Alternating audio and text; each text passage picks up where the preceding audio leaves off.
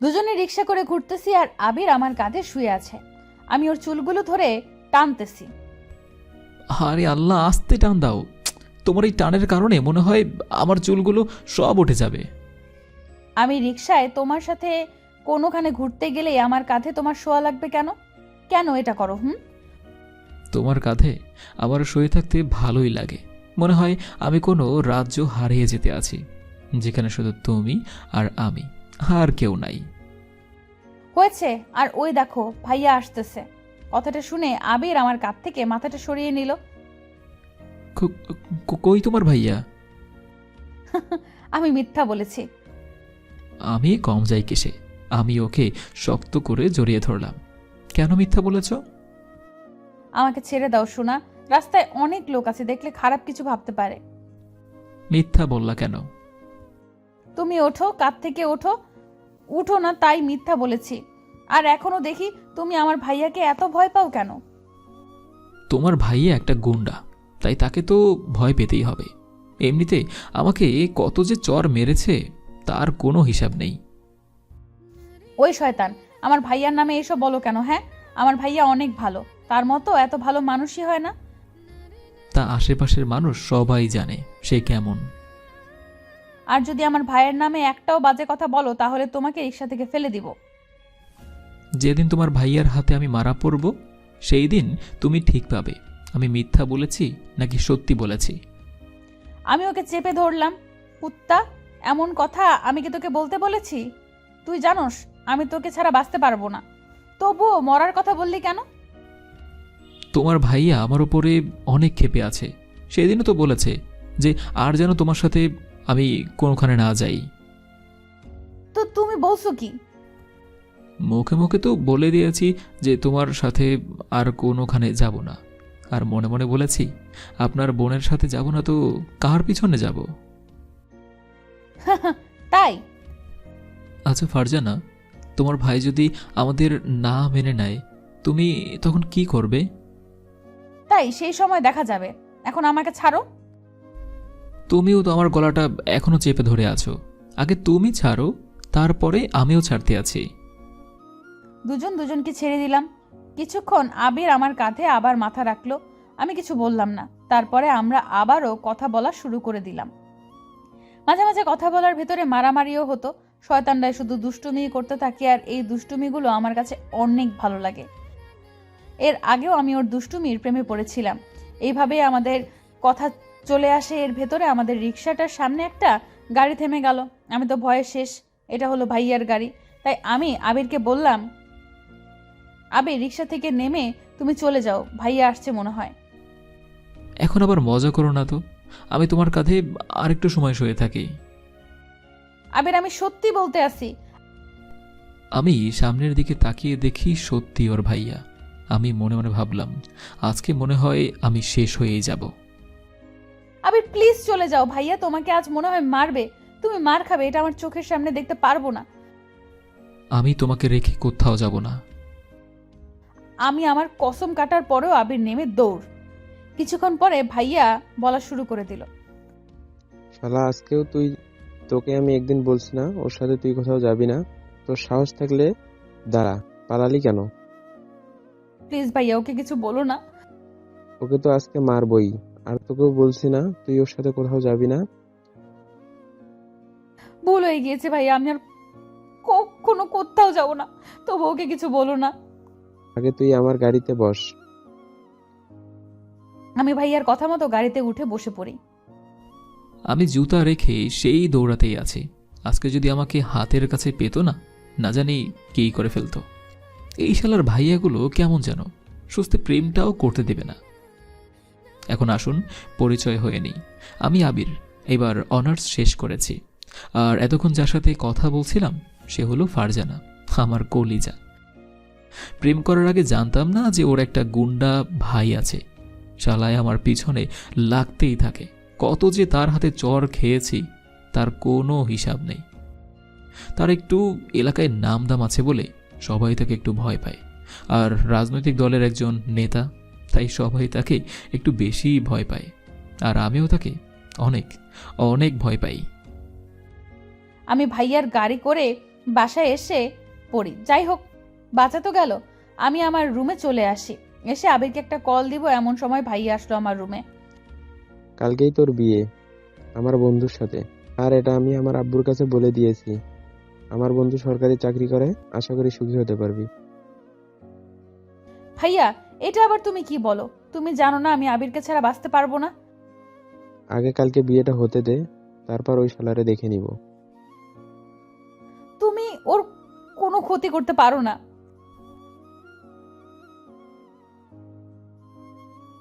এটা বলে ভাইয়া চলে গেল। আমার বুকটা ফেটে যাচ্ছে। তাহলে আমি কি আবিরকে হারিয়ে ফেলবো? এটা হতে পারে না। আমি ওকে ছাড়া বাঁচতে পারবো না। আমি আবিরকে কল দিতে লাগলাম। কিছুক্ষণ পরে রিসিভ করলো। বাসায় গেছো? আর তোমার ভাইয়া কি কিছু বলেছে তোমাকে? অনেক কিছু বলেছি, আর আমার বিয়েও ঠিক করে ফেলেছে। এখন আমি কি করব বলো? আমি কি বলবো ভেবে পাচ্ছি না। আবির, তুমি আমার সাথে পালাতে পারবে? চলো আমরা পালিয়ে ঢাকা যাই। ওখানে আমার খালাদের বাসা আছে। ওখানে গিয়ে না হয় বিয়ে করব। আর বিয়ে করার পরে না হয় একদিন না একদিন তারা মেনে নিবেই। কি বলো? তোমার খালাদের বাসায় যদি উঠি, এটা যদি তোমার পরিবারকে বলে দেয়, তখন কি হবে? সে আমাকে অনেক ভালোবাসে। আমার জন্য সে সব কিছু করতে পারবে। আচ্ছা, তুমি যেটা ভালো ভাবতে আছো সেটাই করো। বিকেলবেলা বাস স্ট্যান্ডে চলে আসব, কেমন? ফারজানা, একটু সাবধানে আসবে আর নিজের খেয়াল রাখবে। আর তুমি নিজের খেয়াল রাখবা।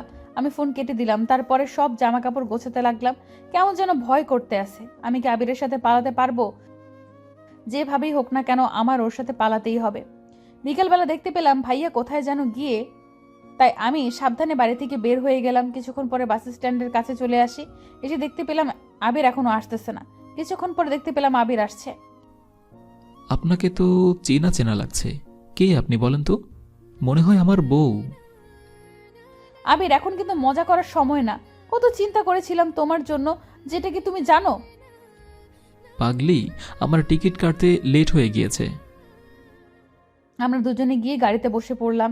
ভয় যেন বেড়েই যাচ্ছে। এসে যদি ভাইয়া আবিরকে দেখে তাহলে শেষ করে ফেলবে। আমি আল্লাহকে ডাকা শুরু করে দিলাম।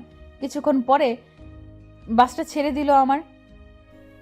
ফারজানা, পালিয়ে তো আসলা আমার কথায়। এখন যাব কোথায়, থাকবো কোথায়, সেটাই তো আমি কিছু বুঝতেছি না। সেটা নিয়ে তোমার ভাবা লাগবে না। আমি জানি কোথায় যেতে হবে। ফারজানা, আমার কিন্তু অনেক ভয় লাগতে আছে। ভয় তো আমারও লাগতে আছে। সেটা তোমাকে বোঝাবো কিভাবে? এগুলো আমি মনে মনে ভাবতেছি। তোমার ভয় যদি বেশি হয় তাহলে আমার কাঁধে শুয়ে পড়ো। আমি ওর কাঁধে শুয়ে পড়লাম। তারপরে ফারজানার দিকে তাকিয়ে রয়েছি। সত্যি, মেয়েটা আমাকে অনেক ভালোবাসে। ওই শোনো না, কি বলবা বলো? তোমারও কি অনেক ভয় লাগতেছে? হ্যাঁ, আমার কোনো ভয় লাগে না। ওকে, আমার প্রচুর সাহস আছে, বুঝেছো? তা তোমার চেহারাটা দেখেই বোঝা যাচ্ছে। সুন্দর চেহারাটা কেমন যেন হয়ে গিয়েছে। আবির, তুমি একটু চুপ করে থাকো না প্লিজ। আমি ফারজানার কাঁধে শুয়ে আছি। সকাল সকাল ঢাকা এসে পড়লাম। ঢাকায় আসার পরে ফারজানার মুখটা হাসি ফুটে উঠল। কি হলো? এখন যাবা কোথায়? তুমি কোনো কথা বলবা না। এটি বলার সাথে সাথে আবির চুপ হয়ে রইল। কিছুক্ষণ পরে একটা রিক্সা করে খালাদের বাসায় এসে পড়লাম। কলিং বেল দেবার পর খালামুনি এসে দরজা খুলে দিল আর দেখেই আমাকে জড়িয়ে ধরলো। কি রে মা, কেমন আছিস? ভালো, তুমি কেমন আছো? ভালো। তা কি মনে করে আমাদের বাসায়? আর এই ছেলেটা আবার কি? খালামুনি, তোমাকে আমি আগেই বলেছিলাম যে আমি একটা ছেলেকে ভালোবাসি। আর এই হলো সেই ছেলেটি। ভাইয়া আমাকে ওর বন্ধুর সাথে বিয়ে দিতে চায়, তাই পালিয়ে এসেছি। প্লিজ খালামুনি, তুমি আমাদের বিয়েটা একটু দিয়ে দাও। আচ্ছা ঠিক আছে, আছিস যখন কিছুদিন পর না হয় বিয়েটা দিয়ে দেব। যা করার আজকেই করতে হবে। যে কোনো সময় ভাইয়া এসে পড়তে পারে। দূর, তোর কোনো চিন্তা করা লাগবে না, আমি আছি তো। যাই হোক, বিকালবেলা কিছু লোক এনে তোদের বিয়েটা দিয়ে দেব। ঠিক আছে, এটা বলে আবিরকে নিয়ে রুমে চলে আসি। কিছুক্ষণ পরে খালামুনি আমাদের খাবার নিয়ে আসলো। তারপরে আবির আর আমি খেয়ে নিলাম। ওই পাগলি, এদিকে একটু আসবা? এখন আর আসবে না, ওকে একেবারে বাসর রাতে। এই না, ততক্ষণ আমি একা একা থাকবো নাকি? আমি চলে যেতে যাব এমন সময় আবির আমার হাতটা টেনে খাটের উপরে শুইয়ে দিল। তোমার খালামণি অনেক ভালো। তোমাকে তো আগেই বলেছিলাম যে আমার কোনো কথা তারা ফেলবে না। এখন আমাকে ছেড়ে দাও তো, অনেক কাজ করতে হবে। কোনো কাজ করা লাগবে না, এভাবে একটু সময় থাকি না প্লিজ বাবু। আমি কি পালিয়ে যেতে আসি নাকি? রাতে এইভাবে যতক্ষণ মন চায় ততক্ষণ থেকো। আচ্ছা যাও তাহলে। আমার আর ফারজানাকে আটকালাম না। বিকেলবেলা কাজে এসে আমাদের বিয়ে পড়ানো শুরু করে দিল। অবশেষে বিয়েটা হয়ে গেল। কতটা আশা ছিল আমার বিয়েটা ধুমধাম করে হবে, কিন্তু তার হলো না শালার জন্য। আমি বাসর ঘরের সামনে চলে আসি। ঘরটা হালকা কিছু ফুল দিয়ে সাজানো হয়েছে। আর সবচেয়ে অবাক লাগছে যে ফারজানা আজকে শাড়ি পরেছে। ওকে কোনো সময় শাড়ি পরতে দেখিনি। আজকে ওকে এই সাজে দেখে আমার অনেক ভালো লাগছে। আমি ওর কাছে চলে আসলাম। কিছুক্ষণ পরে ওর ঘুমটা তুললাম। আমি আবিরকে জড়িয়ে ধরলাম। জানো আবির, একবার ভাবছি এই বুঝি তোমাকে হারিয়ে ফেলবো, তবে আমার জীবন সঙ্গী হিসেবে পেয়ে আমি অনেক খুশি। আমি তোমাকে পেয়ে অনেক সুখী। একটু আগে তোমার শালা খালামণিকে কল দিয়েছিল। কি বলল? আমাকে আবার পিটাবে নাকি? তুমি শুধু শুধু আমার ভাইটাকে দোষারোপ করতে আসো। আমার ভাইও তো অতটা খারাপ না। এখন বলো শালাবাবু কি বলেছে? খালামণি ভাইয়াকে অনেকবার বোঝানোর পরে আমাদের মেনে নিয়েছে। তোমাদের পরিবার আর আমার পরিবার কালকে এখানে আসতে আসে। এটা শুনে আমিও খুশি হয়ে গেলাম। চলো না একটু ইয়ে করি। কোনো ইয়ে টিয়ে না, ওকে? কালকে সবাই আসবে তারপরে। আমি কালকে বাড়িতে চলে যাব, তারপরে তুমি এখানে একা একা থেকো। আমি আবিরকে খাটে ফেলে দিয়ে ওর উপরে উঠে পড়ি। ওই, তুমি বাড়িতে যাবা আর একবার বলো তো, বাড়িতে যাবা?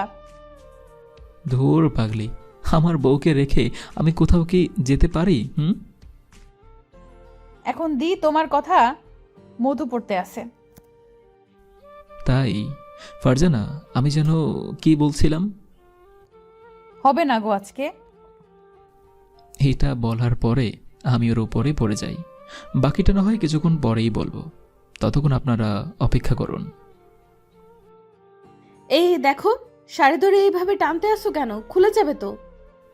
সেই কখন থেকে তোমাকে আমার কাছে ডাকতেছি, শুনো না কেন? আসবো না। তুমি আমাকে শাড়ি পরিয়ে দাওনি কেন? আবির এমন ভাবে টেনো না, সত্যি সত্যি কিন্তু শাড়ি খুলেই যাবে। অনেক আলতো করে গায়ে গায়ে দিয়ে রেখেছি। তাহলে আমার কাছে আসো। না। আমি শাড়িটা নিয়ে ওকে আমার কাছে আনতে গিয়ে শাড়িটা আমার হাতেই চলে আসে, কিন্তু ও আসেনি আমার কাছে। লিজা এক দৌড় দিয়ে আমাকে এসে জড়িয়ে ধরল। তুমি আমার শাড়ি খুলে ফেললা কেন? এই আমার বউয়ের শাড়ি পরার নমুনা, যেটা নিজে পারবে না সেটা করতে যাও কেন? এই শোনো, বিকেল থেকে তোমাকে ডাকতে আসি যে শাড়ি পরিয়ে দাও পরিয়ে দাও, বাট তুমি তো ঘুমিয়েই ছিলা। তুমি অসময় একটা জিনিস বারবার করতে বলো। কি? আমি অসময়ে বলি? আজকে থেকে তোমার সাথে আড়ি। সরি সোনা, আমার সাথে আড়ি করলে আমি কার সাথে কথা বলবো বলো? এই ছাড়ো। আর তুমি আমার শাড়ি খুলে ফেলছো। আমি চাইলে কিন্তু তোমার লুঙ্গি খুলে ফেলতে পারি, কিন্তু সেটা আমি করতেছি না, কারণ তোমার সাথে আমার তো আড়ি। এখন আমাকে কি করতে হবে? কি করে আমার বউয়ের অভিমান ভাঙাতে পারি? তাহলে শাড়ি পরিয়ে দাও। এখন এভাবে তোমাকে একটু দেখি, তোমাকে শাড়ি খোলা অবস্থায় একদম পারফেক্ট লাগতেছে। আসলে তুমি একটা, থাক বললাম না। আমি ভালো সেটা আমি জানি। এই, তোমাকে ভালো বলছে কে শুনি? কে আবার বলবে? আমার বউটা বলেছে। তুমি কিছু না। এখন পরিয়ে দিবা কি না?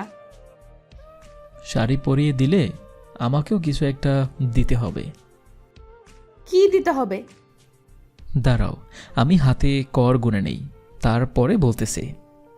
আবির হাতে কর গোনা শুরু করলো, বুঝতেছি না কি বলতে চায়। আমার জামাইটা কি এত তাড়াতাড়ি পাগল হয়ে গেছে নাকি? এই, তোমার কি হলো? আরে গুনতে দাও তো। আমি হাতের গড় গুনে বললাম, আমাকে 20টা। না না, 20টা না, কম হয়ে গিয়েছে। আমাকে 40টা পাপি দিতে হবে। আগে যেটা বলছি সেটা করো। আমি ওকে শাড়ি পরিয়ে দিতে লাগলাম। এইভাবে পরবা, অনেকবারই তো শিখিয়ে দিলাম। আমি তো পড়ছিলাম, বাট তুমি তো জোরে টান দিয়ে খুলে ফেললা।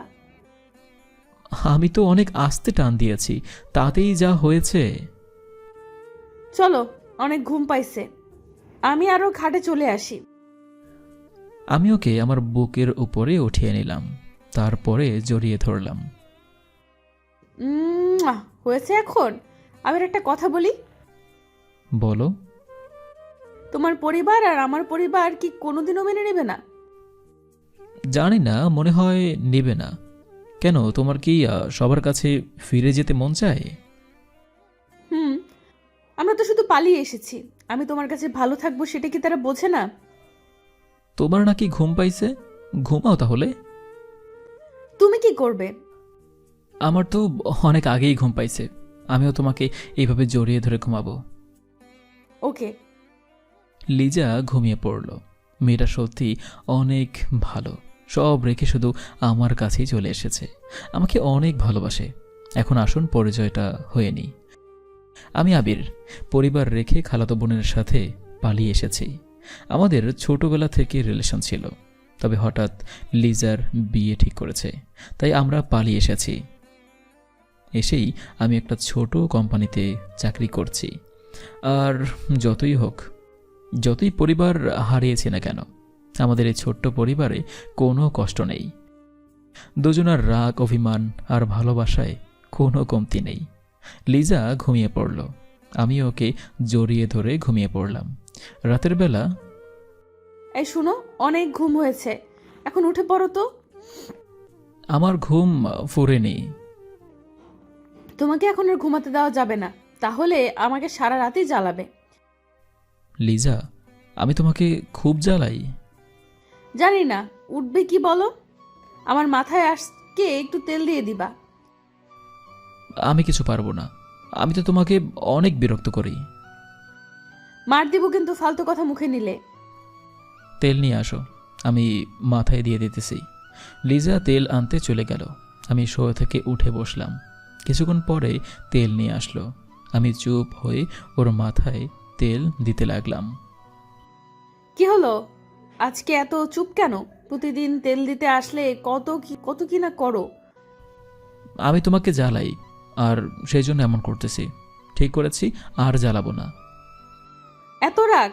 আচ্ছা, তাহলে তোমার আর চুলে তেল দিয়ে দেওয়া লাগবে না, আমি একা একাই দিয়ে দিব, ছাড়ো।